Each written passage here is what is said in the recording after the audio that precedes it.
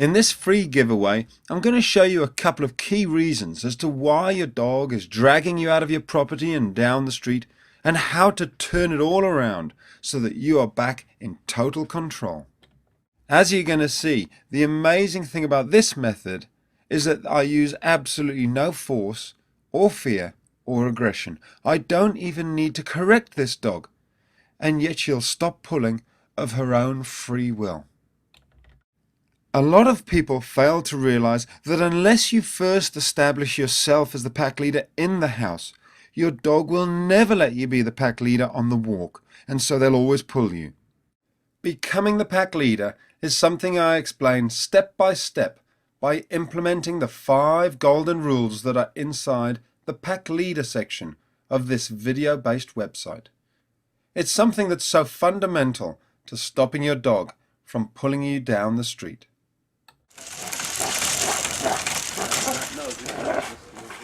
Just to give you a bit of background, I came to work with Bella as she was being aggressive with another dog in the house.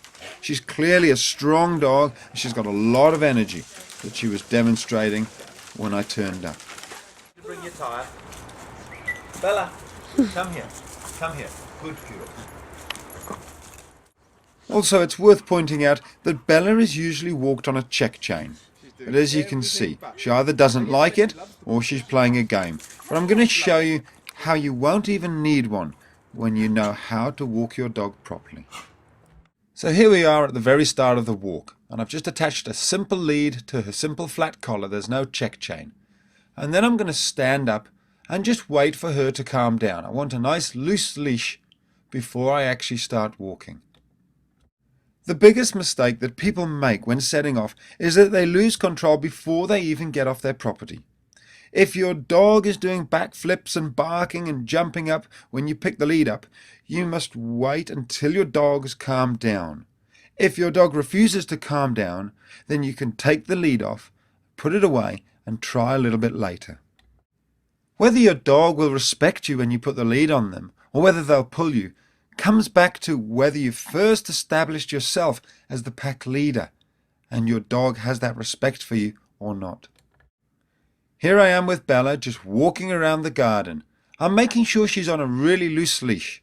I'm only taking a step forward when she's calm and relaxed.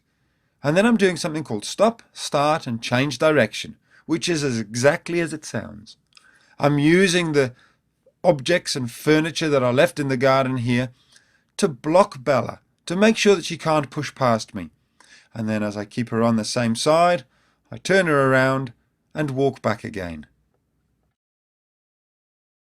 I continue with these exercises until we're ready to move closer to the gate. Here we are, we've actually reached the gate, and of course Bella tries to push through. So I open it and I move straight away from it. I walk her away. Taking control of the situation like this is very convincing to the dog. It shows her that even though the gate's open, I'm still in charge. And as you can see, it's these simple techniques which set me up in the position that I'm in now to be able to walk her out of the property.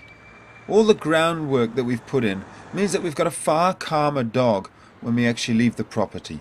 It's only going to take a couple of seconds before she starts to respond and understand that outside, just like inside, we're in charge and she should be listening to us. We've virtually got a different dog immediately. Just to remind you, here's Bella a short while earlier with her owner, and here she is now.